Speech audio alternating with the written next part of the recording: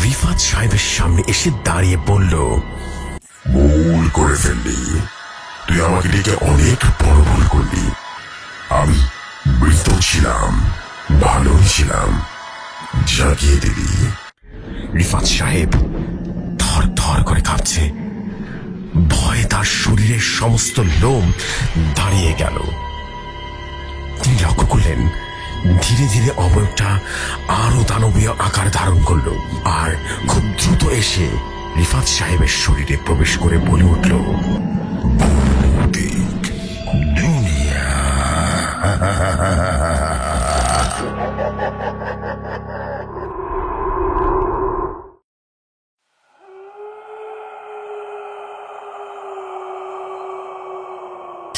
যেভাবে লেখা আছে সেভাবেই পড়ছি। আমাদের বিল্ডিং এর সিঁড়িতে কেউ যেন রাতের বেলা হাঁটাহাঁটি করে। এটা আমরা টের পেয়েছিলাম বেশ পরে। এর আগে বিল্ডিং এর সিঁড়িতে কেবল 3 কারণেই লোক হাঁটত: 1, লিফট নষ্ট হলে; 2, লিফটের মেইনটেন্যান্সের কাজ চললে; এবং 3, স্বাস্থ্য ফিট রাখতে। স্বাস্থ্য ফিট রাখার জন্য কেউ সিঁড়িতে হেঁটে বেড়াতে পারে, এইটা কখনো আমার মাথায় আসেনি। এটা প্রথম দেখলাম আমাদের বিল্ডিং এর 4 তলা ফ্ল্যাটের লোকমান সাহেবের ছেলের বেলায়। তার স্বাস্থ্য বেশ ভারী বলে নাকি বিয়ে দেওয়ার জন্য মেয়ে খুঁজে পাওয়া যাচ্ছিল না। বেচারা শেষ পর্যন্ত সকাল বিকাল সিঁড়ি বাওয়া শুরু করলো, সেটাও একদম নিচ তলা থেকে 6 তলা পর্যন্ত। এতে করে কতটুকু লাভ হয়েছিল জানি না, কারণ এই সিঁড়ি বাড়িতে থাকার 2 সপ্তাহের মধ্যে তার বিয়ে ঠিক হয়ে যায়। ফলে তার সিঁড়ি বাওয়ার প্রয়োজন ফুরিয়ে যায়। সেটা সেই যে ঘরে ঢুকলো, তাকে এরপর আমরা আর কখনো সিঁড়ি বাইতে দেখিনি। আরেকটা কারণে আমাদের বিল্ডিং এর মানুষ সিঁড়ি বায়, আর সেটা হলো রাত 12টার পর কেউ বিল্ডিং এ ঢুকলে রাত্রি 12টা থেকে পরদিন সকাল 5টা পর্যন্ত লিফট বন্ধ থাকে। এর মাঝে কেউ লিফট এলে খুব ইমার্জেন্সি কিছু না থাকলে তাকে সিঁড়ি বাইতে হয়। রাতে আমরা সিঁড়িতে যে হাঁটার শব্দগুলো পাচ্ছিলাম, তাকে সেই 12টার পর ঘরে ফেরা কোনো মানুষের পায়ের শব্দ মনে করতাম এতদিন। সে ভুল ভাঙল এক রাতের বেলা ইন্টারকমের সামনে। দাওরান বকশেদ মিয়া ফোন দিয়ে বলল, স্যার, 1 তলা থেকে বারবার কার জানি সিঁড়ি দেওয়া নামা আসার শব্দ পাইতেছি, কিন্তু কাউর দেখতেছি না। আমাদের বিল্ডিং এর মেইনটেনেন্সের জন্য প্রতি বছর এক কমিটি করা হয় এবং বিল্ডিং এর বেসরকারি 24টা ফ্যামিলির ভোটে এই বছর সেই কমিটির সভাপতির দায়িত্ব পড়েছে আমার উপরে। সেই হিসেবে বিল্ডিং এর যত ঝামেলা আমাকে সামলাতে হয়। মোর্শেদের ফোনও আসে আমার কাছে। তাকে বললাম, ঠিক আছে, আরো একবার শব্দ হলে আমাকে জানিয়েন, 1 তলাটা খুলে আসেন, মেইন গেট তো লাগানো, তাই না? যা স্যার। ফোনটা রেখে বিছানায় গেছি। 5 মিনিটও হয়নি, এর মাঝে আমারও মোর্শেদ মিয়া ফোন আসলো। শব্দটা আবার পাইছি স্যার, আবার পাইছি। ওনার গলার স্বর শুনে বুঝতে পারলাম ভয় পাচ্ছেন। আমি বললাম, তাহলে আপনি লিফটটা চালু করেন, আমি নিচে আসছি। দিদিকে ঘুম থেকে জাগিয়ে বললাম দরজা লাগিয়ে দিতে। ও ভীষণ বিরক্ত হয়ে বলল, এই রাতে 2টার সময় কোথায় চললে? চোর ধরে আসি বলেই হাঁটা দিলাম। মোর্শেদ মিয়া ততক্ষণে লিফট ছেড়ে দিয়েছেন। লিফট চড়ে 6 তলা থেকে নেমে এলাম নিচে। মোর্শেদ মিয়াকে দেখে হতভম্ব হয়ে গেলাম। বেচারা ভয় যেন কাঁপছেন। ওনাকে ধরে চেয়ারে বসিয়ে বললাম, কিছু কি দেখেছেন? উনি ভয় রীতিমতো অস্থির হয়ে বললেন, কিছু দেখি নাই স্যার, এইটাই তো সবচেয়ে বড় ভয়। আমি সিঁড়ির দিকে এগোলাম। সিঁড়ির পায়ে হাঁটার শব্দ পাওয়া যাচ্ছে, আমিও এগিয়ে যাচ্ছি। আমার দেখতে হবে ওটা কার পায়ের শব্দ, কিন্তু সেখানে কেউই ছিল না। আমাদের বিল্ডিং কমিটির বার্ষিক মিটিং এর প্রতি মাসে শেষ হয় শুক্রবার। এবার মিটিং আমি সিঁড়ি দিয়ে হাঁটার ব্যাপারটা তুললাম। মিটিং এ আমার বিল্ডিং এর 24টা পরিবারের 24 জন প্রতিনিধি উপস্থিত থাকেন। আমার কথা শুনে 24 জনের মধ্যে 23 জনই হি হি করে হেসে ফেললেন। আমি যে কোনো মানুষ না দেখে কেবল পায়ে হাঁটার শব্দ শুনেছি, এমন কথা কেউ বিশ্বাসই করতে পারছিলেন না। আমার খুব রাগ লাগলেও আমি জোর গলায় বললাম, দেখেন, এখানে তো আমি ফাজলামি করতে বসিনি, আপনাদের যা বলেছি তাই সত্য। বিশ্বাস না হলে আপনারা মোর্শেদ মিয়াকে জিজ্ঞেস করতে পারেন। মোর্শেদ মিয়া আমার পক্ষে সাক্ষী দিল। সেও এটাও বলল যে এখন সে প্রায় প্রতি রাতে এমন হাঁটার শব্দ পায়। এভাবে ভয়ের মধ্যে এখানে কাজ করা এক প্রকার কঠিন হয়ে পড়েছে। ব্যাপারটা নিয়ে মিটিং এরপর 2 ভাগে ভাগ করে পড়ল। কেউ আমাদের কথা বিশ্বাস করলেন, আবার কেউ বিশ্বাস করলেন না। বিশ্বাস না করার দলে হামিদ ভাই ছিলেন। তিনি সরকারি কলেজে ফিজিক্সের শিক্ষক। বিজ্ঞানী ভাব তার, অবৈজ্ঞানিক কিছু তিনি সহ্য করতে পারেন না। তিনি বললেন, যতক্ষণ আমি চোখে না দেখছি ততক্ষণ এসব বিশ্বাস করব না আমি।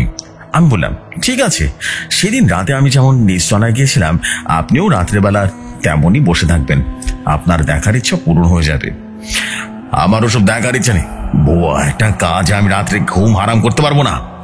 ভুয়া কাজ? বলেন যে যেতে ভয় পাচ্ছেন, তাই যেতে যাচ্ছেন না। কি কথা বলেন সব, মাথা ঠিক আছে আপনার? আমাদের মধ্যে রীতিমতো ঝগড়া হয়ে গেল। শেষে অন্যরা সবাই মিলে আমাদেরকে থামালেন। ঠিক হলো, আগামী শুক্রবার রাতে আমি হামিদ সাহেব এবং লোকমান সাহেব নিচে গিয়ে থাকবো, কে হাঁটছে সেটা দেখবার জন্য। পরদিন শুক্রবার রাত 11টার পর আমি নিচে গিয়ে দেখলাম, আমার কিছুক্ষণ পর এলেন লোকমান সাহেব। হামিদ সাহেব এলেন রাত 12:30টার দিকে, তাও কেমন জানি ঝিমাতে ঝিমাতে এলেন, যেন অনেক বিরক্তি নিয়ে অনেক কষ্টে নিজেকে টেনে এনেছেন। এই আজে বাজে কাজ তার দ্বারা সম্ভব নয়। তাকে আমরা চেয়ার দিয়ে এগিয়ে দিলাম, তিনি চেয়ারে গম্ভীর মুখে বসে রইলেন, একটা কথাও বললেন না। আমি সন্ধ্যাবেলায় কিছু স্ন্যাক্স আনিয়ে রাখছিলাম, সেগুলো চিবুতে চিবুতে সময় কাটতে লাগলো। এর মাঝে লোকমান সাহেব সাথে রীতিমতো টুকটাক কথা বলছিলাম, কিন্তু আমাদের সেই বহু কাঙ্ক্ষিত শিরটা পায়ের শব্দ আর পাচ্ছিলাম না। আমার আর লোকমান সাহেব টুকটাক কথা বলার মাঝে ভূত দেখবার কথা এলো। লোকমান সাহেব বললেন, দেখেন ভাই, যত ভূতের গল্প শুনি কোনোটাই কিন্তু ফার্স্ট হ্যান্ড এক্সপিরিয়েন্স না। কেউ বাবার কাছে, কেউ চাচার কাছে, কেউ বন্ধুর কাছে শুনে এসব বুঝছো কি গল্প বলে, তাহলে এসব গল্প অনৈতিক, বুঝতে পেরেছেন? অথেন্টিক না। তাহলে এসব গল্পে যা অথেন্টিক তার প্রমাণ আপনি কিভাবে পাবেন? আমি মাথা নিচু করে বললাম, আমার কিন্তু ফার্স্ট হ্যান্ড এক্সপিরিয়েন্স আছে। জি, কি বলেন, সত্যি? আমি বললাম, হ্যাঁ। বলি আমি থামলাম কিছুক্ষণ, তারপর তাকে বললাম, আমার ছোটবেলার ঘটনাটা। ছোটবেলায় আমার জঙ্গলে ঘুরে বেড়ানোর অভ্যাস ছিল। আমাদের গ্রামের পিছে একটা বেশ বড় জঙ্গল রয়েছে। মাঝ দুপুরে যখন চারদিকে শুনশান, মানুষ বা কাক পক্ষীর কোনো সারা শব্দ নেই, তখন আমি চলে যেতাম সেই জঙ্গলের শুকনো পাতার উপরে খালি পায়ে মরমর শব্দ তুলে হাঁটতে হাঁটতে আমার ভীষণ ভালো লাগতো। একবার এমন হাঁটতে হাঁটতে আমি একটা উঁচু ডিভির কাছে চলে এসেছিলাম। ডিভির উপরে সবুজ ঘাস আর তার উপরে খানিক জিরিয়েছিলাম। হঠাৎ করে উঠে যখন বাড়ির পথ ধরি, তখন হঠাৎ করে শুনতে পেয়েছিলাম পাতার উপরে পায়ের হাঁটার শব্দ, মর্মর শব্দ। আমার পেছনে আসছে সেই শব্দটা। আমি পেছনে ফিরলাম, চারদিকে শুনশান নীরবতা, জনমানবের চিহ্ন মাত্র নেই। তাহলে হাঁটছিল কে? ঘুরে আবারও হাঁটা দিলাম। কিছুক্ষণ এগিয়ে গিয়ে আমারও শব্দ, আমারও পেছনে ফিরলাম। আগের বারের মতোই কাউকে দেখতে পেলাম না। আশেপাশে গর্জন, সেগুন গাছ, মোটা গাছের পিছে যে কেউ লুকিয়ে থাকতে পারে, আমি অনেকক্ষণ তাকিয়ে রইলাম কাউকে দেখা যায় কিনা দেখবার জন্য, কিন্তু কাউকে দেখতে পেলাম না। আমি আবারও হাঁটা দিলাম, আবার সেই শব্দ। এবার আমি পেছনে না ফিরে তাড়াতাড়ি করে পা চালালাম। শব্দটা বাড়লো আর তার সাথে আমি শেষমেশ দৌড়াতে থাকলাম। দৌড় রীতিমতো চিৎকার করি বুঝি। জঙ্গলের বাইরে যে মাঠ, সেই গনি চাচার কাজ করছিলেন। আমার দৌড়ের শব্দে হোক অথবা চিৎকারের শব্দে হোক, তারা ছুটে এলেন আর আমাকে ধরে তাড়াতাড়ি করে নিয়ে এলেন জঙ্গলের বাইরে। এরপর একটা গাছের ছায়া নিয়ে বসে পানি খাইয়ে আমাকে শান্ত করলেন। আমি কিছুটা ধাতস্থ হলে গনি চাচা জিজ্ঞেস করলেন, কি হয়েছিল রে? তোর পেছনে পেছনে কে আসছিল? আমি অবাক হয়ে বললাম, আমার পেছনে কেউ আসতে দেখেছেন নাকি? হ্যাঁ, দেখেছি তো, একটা কালা মতো লোক তোর পেছনে পেছনে আসছিল।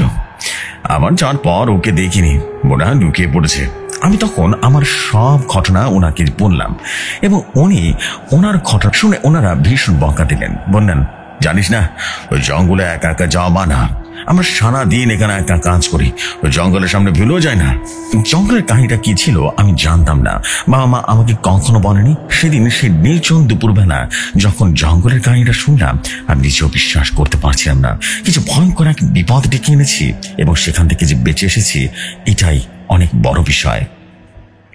ঘটনা লোকমান সাহেব মন দিয়ে শুনলেন।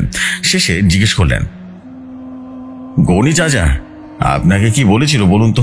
হ্যাঁ, বলেছিল জঙ্গলে এক লোককে মেরে পুঁতে রাখা হয়েছে সম্পত্তির জেদুরে। তার লাশ আর কেউ খুঁজে পায়নি। সেই ঘটনার পর থেকে সেই জঙ্গল অভিশপ্ত, তার আশপাশ থেকেও যায় না। আমার বদলে অনেক নাকি জঙ্গলের ভেতরে পায়ের শব্দ পেয়েছে। নির্জন দুপুর রাতের বেলা মানুষের কান্নার আওয়াজ পেয়েছে, অথচ জঙ্গলের ভেতরে কেউ দেখতে পায়নি কেউ। লোকমান সাহেব উত্তেজিত হয়ে বললেন, আপনি যে টিভিটা দেখেছিলেন সেইটা কি? হতে পারে, আমি আর কখনো যাইনি সেখানে। সেই সময় হামিদ সাহেব হঠাৎ করে বলে উঠলেন, আপনার গ্রাম তো বর্ডার এলাকায়। জি, জঙ্গলের ও পাশে কি বর্ডার? হ্যাঁ। হামিদ সাহেবের মুখটা হাসিতে উদ্ভাসিত হয়ে গেল। তিনি হাসতে হাসতে বললেন, আমাদের সমস্যা কি জানেন? আমরা সত্য না খুঁজে সবসময় রহস্যের পিছনে থাকতে চাই। কারণ সেই কারণেই পৃথিবীতে যত রহস্য ঘটনা করে থাকে সেগুলোর কোনো সমাধান হয় না। যদি সত্যি জানার আগ্রহটা আমাদের থাকতো না, তবে পৃথিবী এত রহস্যময় হতো না। লোকমান সাহেব বললেন, তাহলে ওনার ঘটনার মধ্যে কি এমন কিছু প্রকাশিত হয়েছিল বা অপ্রকাশিত সত্য আপনি বের করে ফেলতেন? হ্যাঁ। ওহ, মাথা কাটান, আপনি বুঝে যাবেন। বর্ডার এলাকায় ওনাদের গ্রাম, বর্ডারের পাশেই জঙ্গল, চোরা কারবারির জন্য একদম স্বর্গের মতো জায়গা। নিশ্চিন্ত মনে সেখানে তারা তাদের কাজ চালিয়ে যায়, কেউ তাদের বাধা দিতে আসে না। তারপর যদি জঙ্গল নিয়ে ভূতরে গুজব ছড়িয়ে দেখা যায়, তার মানে ওই ভূতরে ঘটনাগুলো সেই চোরা কারবারিতে কাজ। এক্স্যাক্টলি, নইলে ওনার পিছে যা ধাওয়া করলো তাকে অন্য সময় দেখতে পেল কি করে? যদি তার কথা মতো ওটা ভূতই হয়, তবে উনি যেমন ওটাকে দেখতে পাননি, তেমনি অন্য কারো এটাকে দেখতে পাওয়া সম্ভব নয়। অথচ অনেকে ওটাকে দেখেছেন, তার মানে ওটা নিছক মানুষ। হয় ওনাকে ভয় দেখাতে অথবা কিডন্যাপ করতে ওনার পিছু নিয়েছিলেন। হামিদ সাহেব থামলেন, আমরাও চুপ করে রইলাম। কিছুক্ষণ চুপ করে থেকে হামিদ সাহেব আমাকে বললেন, আপনি যখন সেই রাতে সিঁড়িতে পায়ে হাঁটার শব্দটা উৎস খুঁজে পেয়েছিলেন না, তখন নিশ্চয়ই সেই ছোটবেলার ঘটনা মনে পড়েছিল আপনার? আমি বললাম, হ্যাঁ, তা পড়েছিল। তিনি বললেন, আমি এটাই সন্দেহ করেছিলাম। সিঁড়ির সামনে গিয়ে আপনি যখন ছোটবেলার কথা মনে করলেন, তখনই আপনার মনে হলো এই সিঁড়িতে হাঁটার ঘটনাটা ঠিক তেমনই অশরীরী কোনো ব্যাপার হতে পারে। আপনার মনে তখন জন্ম নিল ভয়। ভয়ের চোটে আপনি সেখান থেকে চলে এলেন ব্যাপারটা খুঁটিয়ে দেখতে।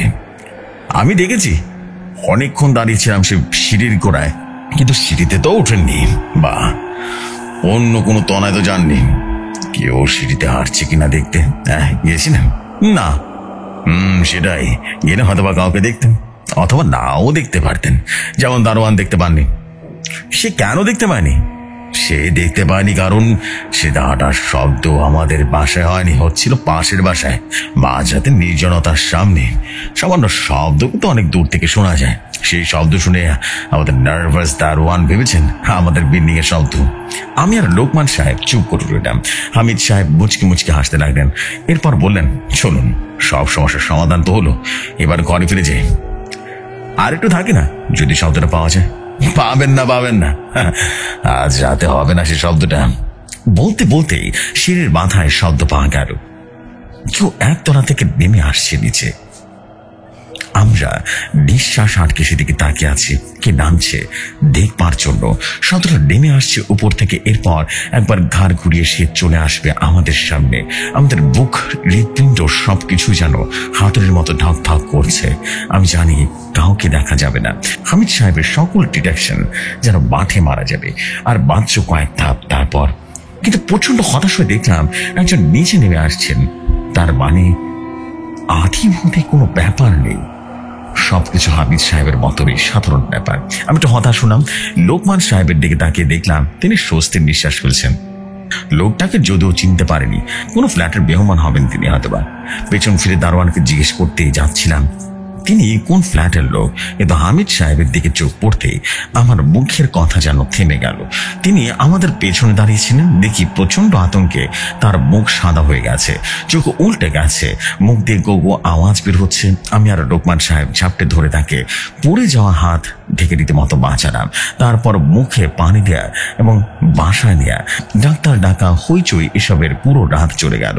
সিঁড়ি দিয়ে নেমে আসা সে লোকটা যে কোন ফ্ল্যাটের বা কোথায় ছিলেন তা এসব অবস্থা তখন আমাদের ছিল না। হামিদ সাহেব সুস্থ হতে মোটামুটি 2 থেকে 3 দিন লাগলো। এরপরে তিনি ফ্ল্যাটটা ছেড়ে দিলেন। আমরা ভীষণ অবাক হলাম। তিনি যে এমন কেন করলেন তার কোনো জবাবই পেলাম না। এক বৃষ্টির দিন সন্ধ্যায় অফিস থেকে বাড়ি ফিরছি। পথে হামিদ সাহেবের সাথে দেখা হলো। তাকে নিয়ে একটা চায়ের দোকানে বসলাম। গরম ধোঁয়া ওঠা চায়ের চুমুক দিতে দিতে তাকে জিজ্ঞেস করলাম, আপনি তো কখনো বলেননি, আপনি বাড়িটা ছেড়ে চলে গেলেন কেন? তিনি কাপে চুমুক দিয়ে বললেন, যে জিনিস আমার বিশ্বাসের বাইরে, আমার জ্ঞানের বাইরে, তাকে আমি কিভাবে ব্যাখ্যা করব? মানে? তিনি উত্তর না দিয়ে বললেন, আপনারা এখনো সিঁড়ির পায়ের শব্দ পান? পাই তো। দেখতে যান না কে হাঁটছে? না, যেই হাঁটুক আমাদের তার কোনো সমস্যা করছে না। জি ঠিক তাই, কখন আর ওটাকে দেখতে যাবেন না, ওকে যতটা সম্ভব এড়িয়ে চলবেন। কিন্তু কেন? তিনি কিছুক্ষণ চুপ করে থাকলেন, এরপর বললেন, সেদিন রাতে কি একজন লোককে আপনারা দেখতে পেয়েছিলেন? জি। জানেন ওকে? না। জানবার কথাও নয়। আপনার কি মনে আছে বিল্ডিং করার সময় আমাদের একজন শ্রমিক মারা গিয়েছিল? হ্যাঁ মনে আছে। জি মনে আছে তো, আমি সে সময় চিটাগাং গিয়েছিলাম। হ্যাঁ, আর লোকমান সাহেবও কোনো এক কাজে দেশের বাইরে ছিলেন। আমরা কয়েকজন তখন ব্যাপারটা নিয়ে দৌড়াদৌড়ি করছিলাম। ব্যাপারটা হয়েছিল কি, আসগর নামে একজন শ্রমিক কাজ করতে গিয়ে 5 তলা সিঁড়ি দিয়ে নিচে পড়ে যায়। সে সময় বিল্ডিং এর কাজ চলছিল, চারিদিক ছিল খোলা। তিনি পড়ে গেলেও ব্যাপারটা কেন যেন শ্রমিকদের নজরে আসলো না, বা হয়তো তাদেরই হাত ছিল। তা যাই হোক, তারা কাজ শেষ করে সেদিনের মতো বাড়ি চলে গেল। পরের দিন 2টা দিন ছিল মোটামুটি ছুটি। তারপর দিন শ্রমিকরা কাজে এসে দেখে আসগরের লাশ পাশের বাসার রেলিং এর সাথে ঝুলছে। আমাদের পাশের বিল্ডিংটা তখন তৈরি হচ্ছিল। আমাদের আর ওদের বিল্ডিং এর মাঝে যে সীমানার আছে, সীমানা প্রাচীর দেখা দিয়েছিল, তার উপরে রড দিয়ে রেলিং এর মতো করে দেওয়া হয়েছিল। আসগরের লাশটা ওই রড গুলোর উপরে পরে রীতিমতো গেঁথে গিয়েছিল। 2 দিন হয়ে পড়েছিল লাশটা, কেউ দেখেনি। হ্যাঁ এমনটা আমি শুনেছিলাম, খুব ভয়ঙ্কর একটা ঘটনা। কিন্তু সেই ঘটনার সাথে এটা কি মিল আছে? এখন কেন বলছেন বলুন তো? হামিদ সাহেব বিশেষ করে বললেন, শোনো, সেই রাতে আমি আসগরকে দেখেছিলাম। আসগর। তার ফিসফিস করে বলা ঠান্ডা স্বরের শব্দই হোক বা ভয়ঙ্কর অবিশ্বাসের ঘটনা শোনার জন্যই হোক, আমার সারা শরীর বেয়ে ঠান্ডা স্রোত যেন বয়ে গেল। আমার মুখ দিয়ে কোনো কথা বের হলো না। আমি কেবল হামিদ সাহেবের দিকে তাকিয়ে রইলাম। হামিদ সাহেব চার কাপ রেখে উঠতে উঠতে বললেন, আমার বিশ্বাস আর আগের মতো নেই ভাই। আমি প্রচন্ড বিশ্বাস করতাম এই পৃথিবীতে ব্যাখ্যার অতীত বলে কিচ্ছু নেই, সব ঘটনা না কোনো ব্যাখ্যা করা যায়। কিন্তু না, সেটা সত্যি নয়। কি পৃথিবীটা বড়ই রহস্যময়। এখানে ঘটা অনেক ঘটনারই কোনো ব্যাখ্যা করা যায় না। বলে তিনি বৃষ্টি মাথায় নিয়ে দোকান থেকে বেরিয়ে পড়লেন। আমি ভয় আর আতঙ্ক নিয়ে তাকিয়ে রইলাম তার চলে যাওয়ার পথের দিকে। এই গল্পের নাম সিঁড়ির শব্দ। গল্প লেখক শোয়েব বাশার। আশা করি গল্পটি আপনাদের কাছে অনেক ভালো লেগেছে। যদি ভালো লাগে তাহলে অবশ্যই কমেন্ট করে জানাবেন।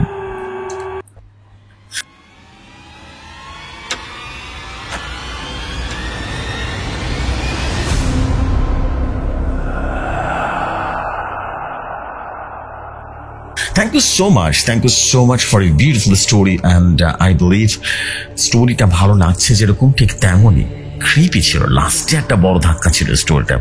এই ধরনের স্টোরির সবচেয়ে মজার বিষয় কি, প্রথমের দিকে সবকিছু ঠিকঠাক থাকলেও লাস্টের দিকে এমন একটা ধাক্কা থাকে।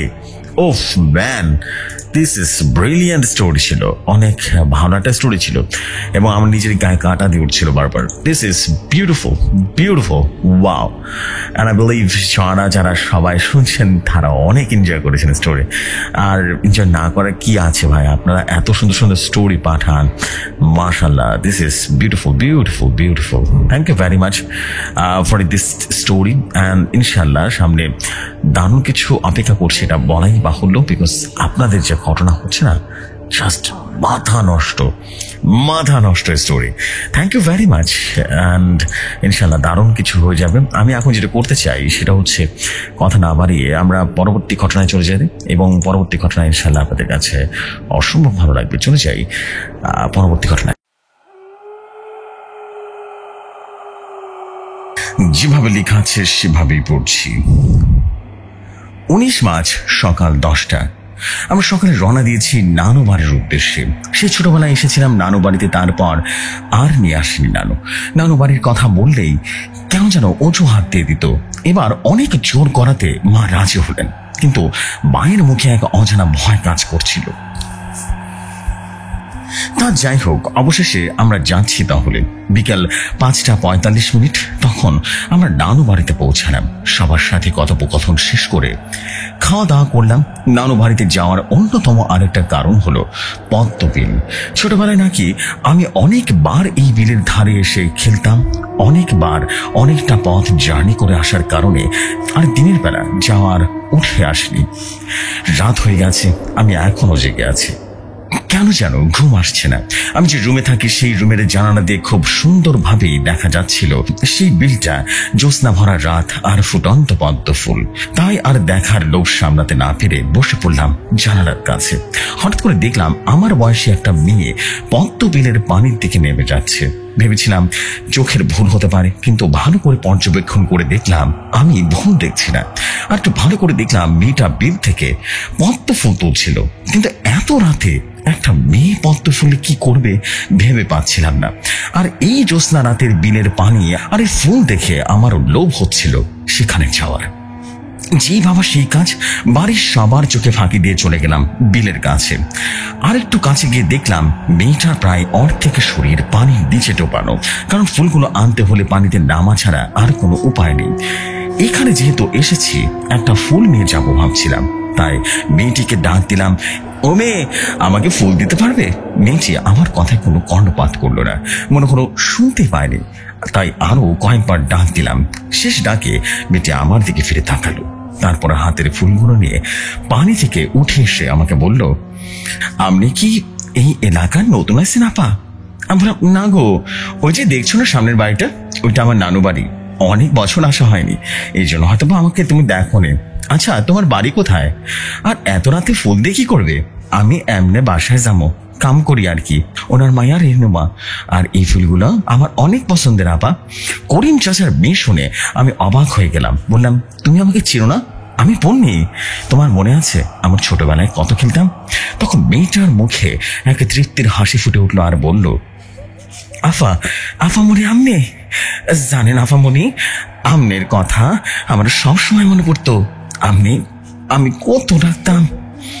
যাই হোক, আমি কয়েকটা দিন আছি এখানে, তুমি আমার সাথে দেখা করবে প্রতিদিন। মেয়েটা তখন বলল, রাইতে এখানে আইবেন, আমরা একসাথে পদ্মা উঠামো। দিনের বেলা এলে মায়ে মারবো আমারে। আমি বললাম, ঠিক আছে।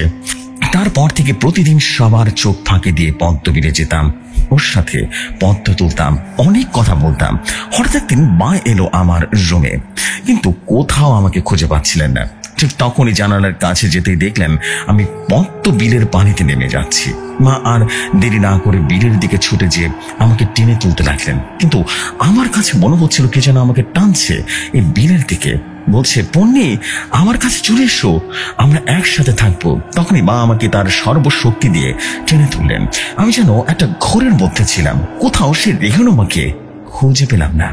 তারপর এক নজর মায়ের দিকে তাকিয়ে ঢলে পড়লাম মায়ের ঘোরে। তখন থেকে আমার জ্বর উঠে গেল। জ্বরের ঘোরে বারবার আমি পদ্মবিল আর রেনুমার কথা বলছিলাম। বাড়ির সবাই বেশ ভয় পেয়ে গেলেন। কিছুদিন পর আমি সুস্থ হলাম আর রহিম চাচাকে জিজ্ঞেস করলাম, রেনুমা কোথায়?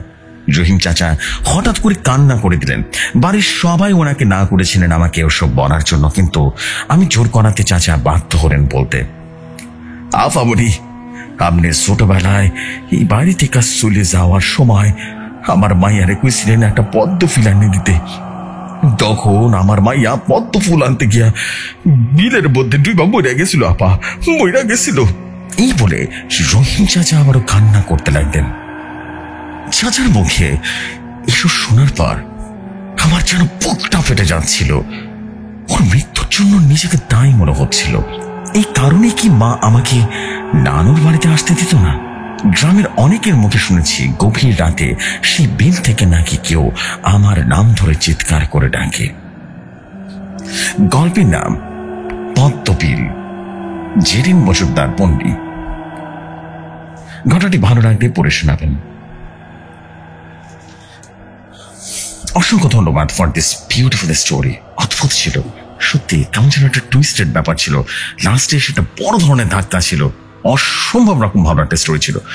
খুবই ক্রিপি একটা স্টোরি ছিল। খুব সুন্দর এবং মনে হচ্ছিল যেন আমি ঘটনার ভেতরে চলে গেছি। এক কথায় অসাধারণ ঘটনা ছিল। Thank you very much for a beautiful story. আমি চলে যাচ্ছি পরবর্তী ঘটনা। আশা করছি পরবর্তী ঘটনা আপনাদের কাছে ভালো লাগবে। এখন যতগুলো ঘটনা আমি শেয়ার করব সবগুলোই ছোট ছোট ঘটনা, 5 থেকে 6 মিনিটের ঘটনা, কিন্তু খুব সুন্দর ঘটনা। চলে যাচ্ছি পরবর্তী ঘটনায়।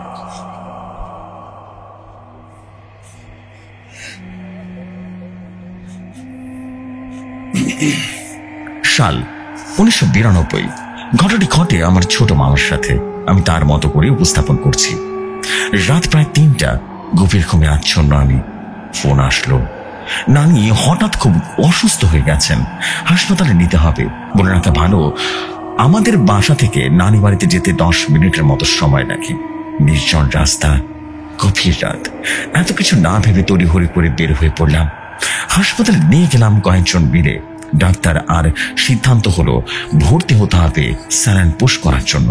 যথারীতি ভর্তি করলাম। স্যালাইন চলছে। ঘড়িতে তখন প্রায় 4টা বাজে। যেহেতু ভর্তি করানো হলো, তো সাথে তো থাকতে হবে কাউকে না কাউকে। 4 দিন ছিলাম আমরা। রাত অনেকটা থাকায় ভাবলাম সবাই থেকে যায়, একটু পরেই তো সকাল হয়ে যাবে, তখন না হয় চলে যাব। দুজনকে রাখলাম নানির পাশে। হাসপাতাল বরাবরই একটু অস্বস্তিকর জায়গা। সবকিছু তাদের বুঝিয়ে আমি আমার কাজিন করিডোরের সামনে পায়চারি করছি। করিডোর দিয়ে হাঁটাহাঁটির একটা পর্যায়ে দুজনের নিজের দিকে রীতিমতো আড্ডা দিতে দিতে খেয়াল করলাম আমরা বেশ খানিকটা দূরে এসে পড়েছি। চারপাশে তাকিয়ে বুঝলাম এটা হয়তো পুরোনো একটা বিল্ডিং। লাইটগুলো নষ্ট, দু একটা হালকা মিটমিট করছে, জ্বলছে। থমথমে পরিবেশ, নিজেদের মধ্যে একটু ভয় বিরাজ করছিল। তবে যখনই টার্ন নিলাম ফিরে যেতে, ঠিক তখনই খেয়াল করলাম একটু কোমানের মতো শব্দ। মনে হচ্ছে পিচ্ছি বাচ্চারা ঠিক সামনে রুম থেকে যেন শব্দ ভেসে আসছে। ছোট বাচ্চার কান্নার শব্দ পেয়ে ভাবলাম হয়তো কোনো সমস্যা পড়লো, তাকে একটু সাহায্য করা দরকার। আর আমরা দুজন একসাথে আছি, সমস্যা হবে না ভেবে কয়েক কদম সামনে গেলাম। রুমটা জানালা ফাটা। গ্লাসের দিকে তাকাতেই দেখি দুটো লাল রঙের আলো ঝলঝল করছে। পুরো রুমটা অনেকটাই অন্ধকারে আচ্ছন্ন। কান্নার শব্দ এখান থেকে আসছে। আমি সাথে সাথে টর্চ ধরলাম। টর্চ ধরতে যা দেখলাম তাতে আমার গায়ে কাঁটা দেওয়ার মতো অবস্থা হলো। সেই দুটো চোখ জ্বল করছে এবং আলো ছিল দুটো চোখে। আমাদের দিকে বেশ বড় সড়ভাবে তাকিয়ে আছে। চোখগুলো ছিল সাধারণ মানুষের থেকে বেশ বড়, রক্তে লাল হয়ে আছে, লম্বায় বেশ বড়। হাতে ছিল ছুরি। অঝরে রক্ত যেন টপ টপ করে পড়ছে। অবাক করা বিষয় হলো ওখানে আরো 3 জন ছিল। 2 জন সেম ভাবে কাঁচি আর ছুরি হাতে নিয়ে আমাদের দিকে রাগী ভাবে তাকিয়ে আছে। মাঝখানে একজন পিচ্চি বাচ্চা শুয়েছিল।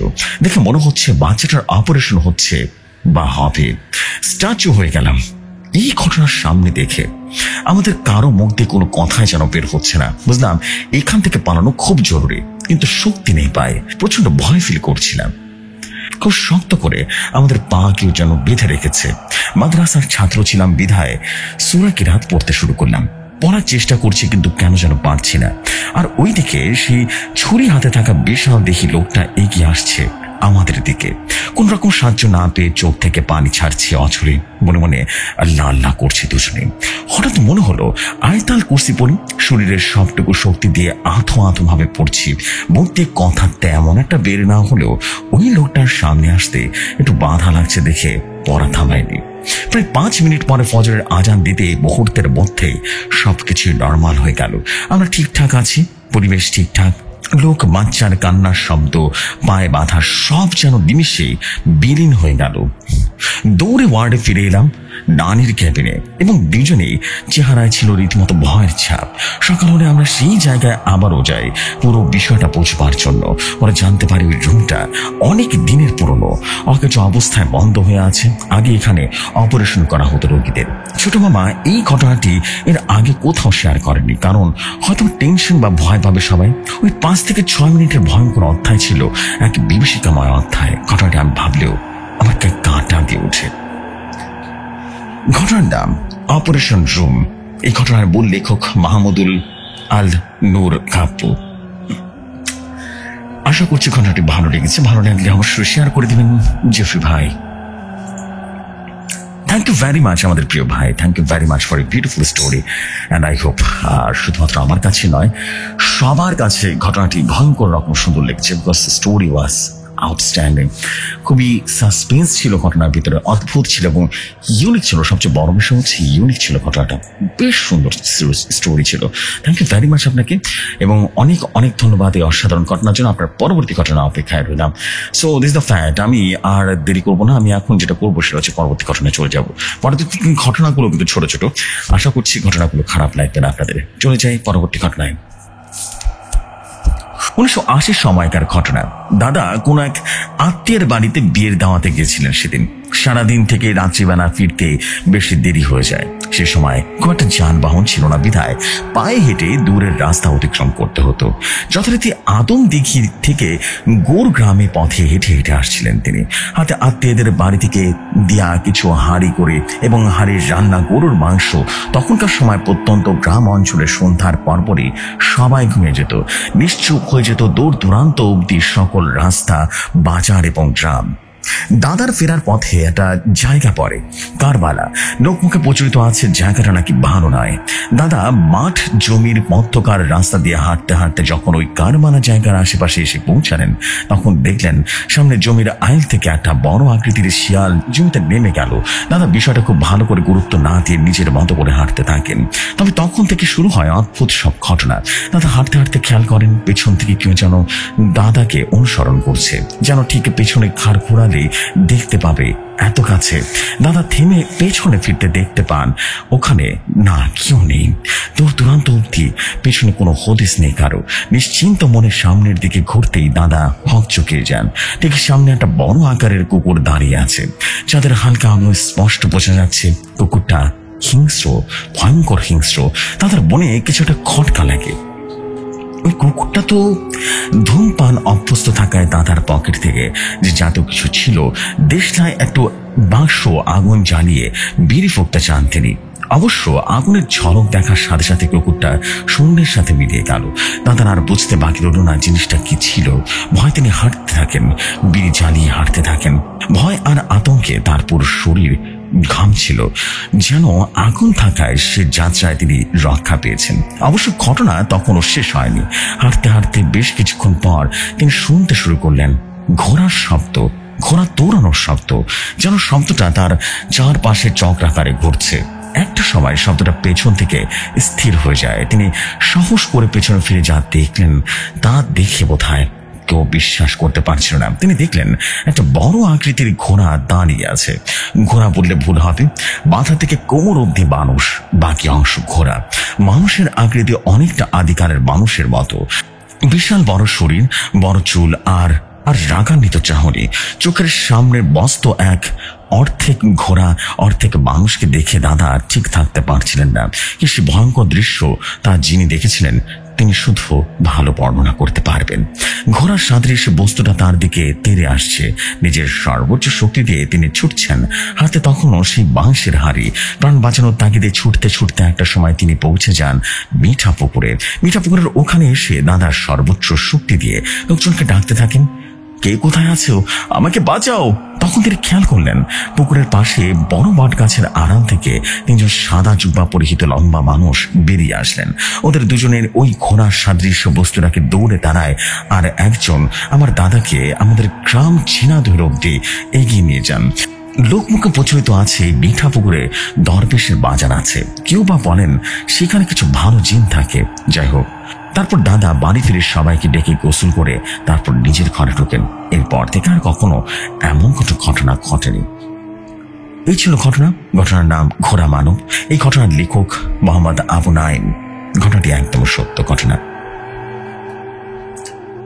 অসম্ভব সুন্দর ঘটনার জন্য আপনাকে অসংখ্য ধন্যবাদ। Thank you very much. আশা করছি এরকম আরো স্টোরি আপনার কাছে আছে, ফিউচারে আমরা ডেফিনেটলি আপনার কাছ থেকে আরো দাম দর্শকের স্টোরি পাবো, এটা আমার বিশ্বাস।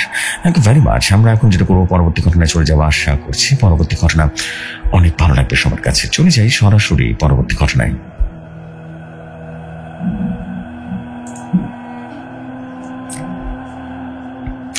যেভাবে লেখা আছে আমি ঠিক সেভাবেই পড়ছি। আধো আধো ঘুম চোখে এর মধ্যে শুনতে পাই ফজরের আজান। ঘুরতে তাকিয়ে দেখি ভোর 4:34 বাজে। আর দেরি না করে একটা লম্বা হামি দিয়ে উঠে উজু করে রেডি হয়ে মসজিদে যাওয়ার জন্য আমার সাথে রোজ যে ব্যক্তি নামাজ পড়তে যায় তার নাম তাহের। আমি তাহের ভাই বলে ডাক দিলাম। একই এলাকার লোক, তো রোজকার মতো আজও দুজন মসজিদে নামাজ শেষ করে যেই ফিরতে যাবো ঠিক তখনই তাহের ভাই বলে উঠলেন, শিশির, আজকে একটু আমাদের সাথে কাদেরের বাড়িতে যেতে হবে। কাদের হচ্ছে তাহের ভাইয়ের কাজের লোক।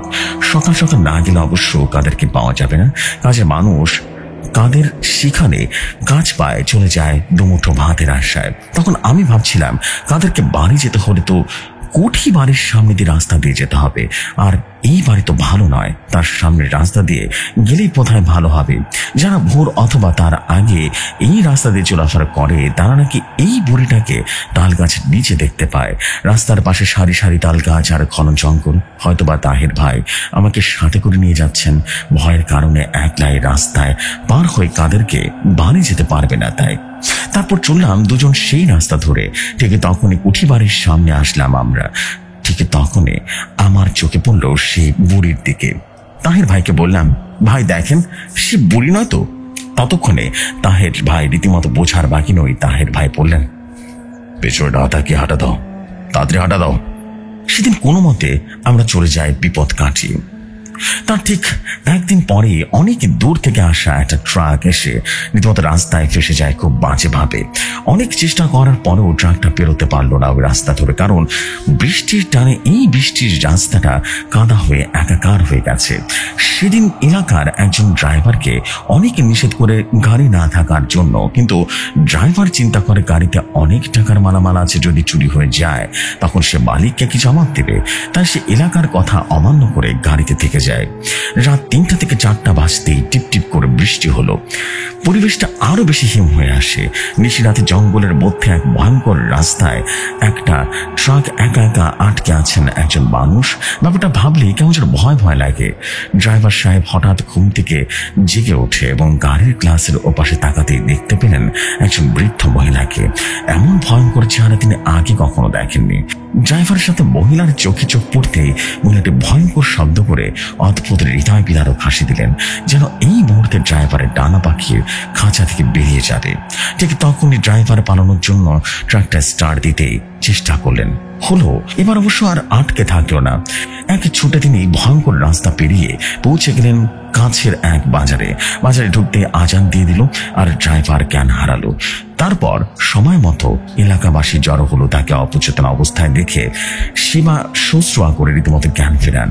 তারপর ড্রাইভারের মুখে সব কথা শুনে এলাকার কয়েকজন ড্রাইভারকে তার গন্তব্যের স্থানে পৌঁছে দিয়ে আসেন। তবে তার 3 দিন পরেই সে নাকি ড্রাইভার জ্বর হয়ে মারা যান। এই কুঠি বাড়িতে মানুষের আর বসবাস নেই 1 যুগ ধরে।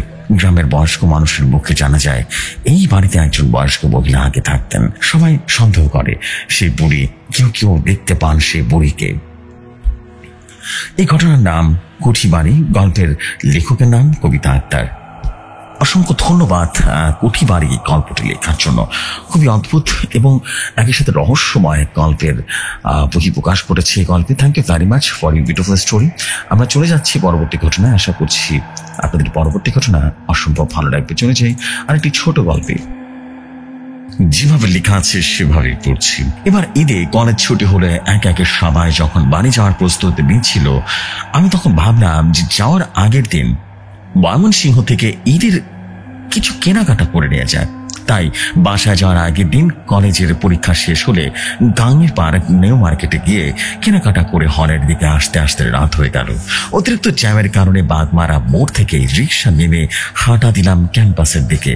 বাগমারা পার হয়ে গলির ভেতরে ঢুকে যখন দেখলাম, ঠিক তখন দেখি একজন লোক সাদা কাপড়ের আবৃত সত্য মৃত লাশ বহন করে সামনের দিকে নিয়ে যাচ্ছে, হয়তো দেয়ালের ওপারে গোরস্থানের কবর দিতে। আমি ভিড়ে ভিড়ে পিছনে ছিলাম, তাই ধীরে ধীরে এগিয়ে যাচ্ছিলাম। এভাবে কিছুক্ষণ হাঁটতে হাঁটতে দেরি হয়ে যাচ্ছে দেখে কোনোভাবে সাইড করে চলে যাওয়ার জন্য তাই কয়েক জনকে রীতিমতো পাশ কাটাতে গিয়ে তাদের ভিড়ের মাঝখানে চলে এলাম, কিন্তু কোনোভাবেই সামনে যাওয়ার রাস্তা পাচ্ছিলাম না।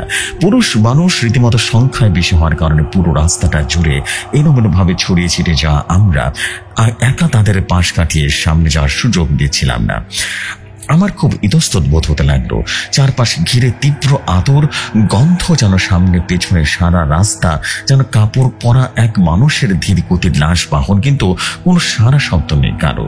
বিষয়টা আমাকে ঝাঁপিয়ে তুললো। আরো অবাক করা বিষয় হলো, এতক্ষণ তাদের গলি পার হয়ে যাওয়ার কথা ছিল, অথচ এত সময় ধরে এই লাশবাহীর ভিড়ে চলেছে। আমি রাস্তা যেন ফুরাচ্ছি না। আমি চারপাশে তাকাতে লাগলাম, কিন্তু আশেপাশের মানুষের আগের তুলনায় এবার একটু বেশি লম্বায় এবং সংখ্যায় এত বেশি বড় হচ্ছিল যে চারপাশে তাকিয়ে কতগুলো এসেছি তা বোঝার কোনো উপায় নেই। এবার আমি আর কোনো উপায় না পেয়ে ভয় পেতে লাগলাম। আমি তাদের সাথে চলা থামিয়ে দিলাম, যেন তারাই আমাদেরকে পেছনে ফিরে পাশ কাটিয়ে চলে যায়। এভাবে কিছুক্ষণ রাস্তার মাঝখানে দাঁড়িয়ে থাকার পর মনে হলো আমার পেছন থেকে অগণিত সাদা কাপড় পরা মানুষ আমাকে পাশ কাটিয়ে চলে যাচ্ছে, কিন্তু আমি সে ভিড়ের মাঝে দাঁড়িয়ে রইলাম। পেছনে ফিরতে গায়ে কেমন যেন কাঁটা দিয়ে উঠলো। অদ্ভুত, এত এত মানুষ কই থেকে আসলো? সামনের মাঝখানে দাঁড়িয়ে রয়েছি আমি, আর আমার চারপাশ দিয়ে শত শত কাফন পরা মানুষ চলে যাচ্ছে। তাদের এই যাত্রা যেন অনন্তকালেও শেষ হবে না। আমার পা দুটো যেন আর চলছে না, যে কেবলই এক জড়বস্তু বলে মনে হচ্ছিল। যেদিকে তাকায় শুধু মানুষের দেয়াল। মাথাটা প্রচন্ড পরিমাণে করছিল, আর দম ফেলতে কষ্ট হচ্ছে, যেন ওই ভিড়ে পর্যাপ্ত নিঃশ্বাস নেওয়ার জায়গাটুকু নেই। ধীরে ধীরে ক্লান্ত দু চোখ শুধু অন্ধকার দেখতে পাচ্ছি, আর মনে হচ্ছে আমি দাঁড়ানো অবস্থা থেকে নিচে কোথাও পড়ে যাচ্ছি। নাকি ভেসে আসছে তীব্র আতরের গন্ধ। এরপর যখন চোখ খুললাম, বৃষ্টি হাসনাহিনা ফুলের গন্ধ পেলাম। চারপাশে তাকিয়ে বুঝতে পারলাম ক্যাম্পাসের ভেতরে আছি। পাশে ক্লাসমেট আর গেটের মামারা দাঁড়িয়ে আছে। তারা জ্ঞান ফিরতে এসে বলল, আমি বাগমারা কুড়ির মাঝখানে অজ্ঞান হয়ে পড়েছিলাম।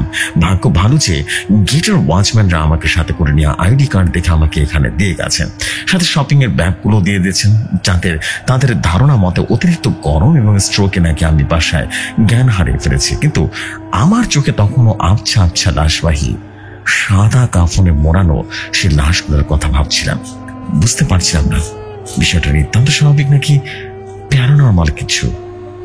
গল্পের নাম সাদা কাফনের ভিড়ে, লেখকের নাম ইসমত আরা তন্নি।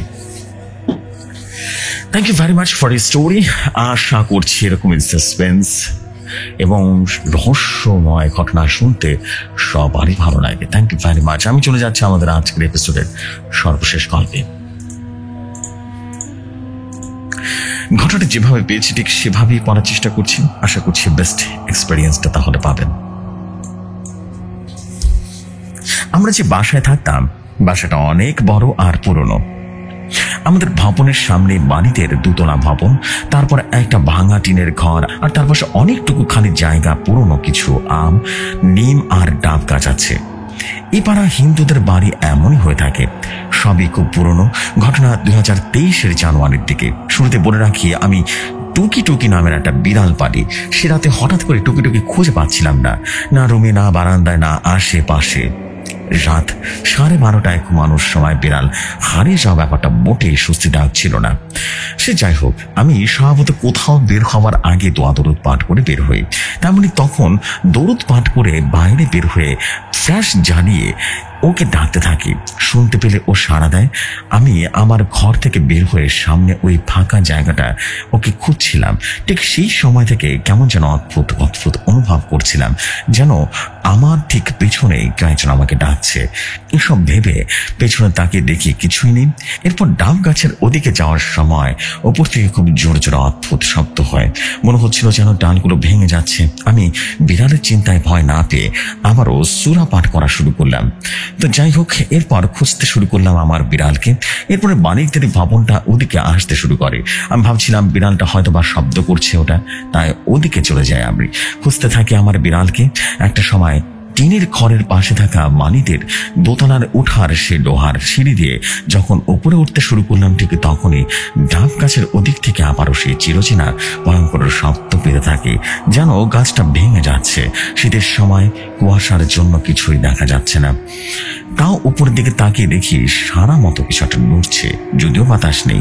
ব্যাপারটা ভয় পেলেও খুব একটা সিরিয়াসলি না নিয়ে উপরে চলে যায়।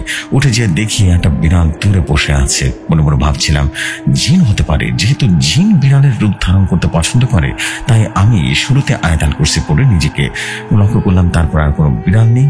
কিন্তু আশ্চর্যের বিষয় কি জানেন, বিড়ালটা করে নেওয়ার সাথে সাথে আরো জোরে জোরে হাসছিল আর শব্দ করছিল। কি ভয়ঙ্কর সে শব্দ, আমি ভাষায় প্রকাশ করতে পারবো না। আমি যেন মুহূর্তেই সে সাহস শক্তি হারিয়ে ফেলেছিলাম নিচে নামার। খেয়াল করলাম নারিকেল গাছের ওপরে সাদা কাপড় নেয় বস্তুটা নিচে নিচে নামছে, আমার দিকে আসছে।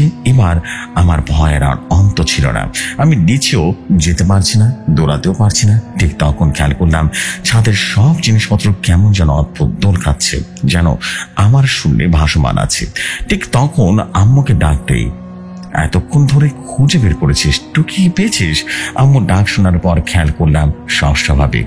এরপর দ্রুত পায়ে নিচে নেমে হুজুরের সাথে যে ঘুমিয়ে পড়লাম সে রাতের মতো। ঘটনা তখনও শেষ নয়। রাত 3টার দিকে আশেপাশের সময় অকারণে আমার ঘুম ভেঙে যায়।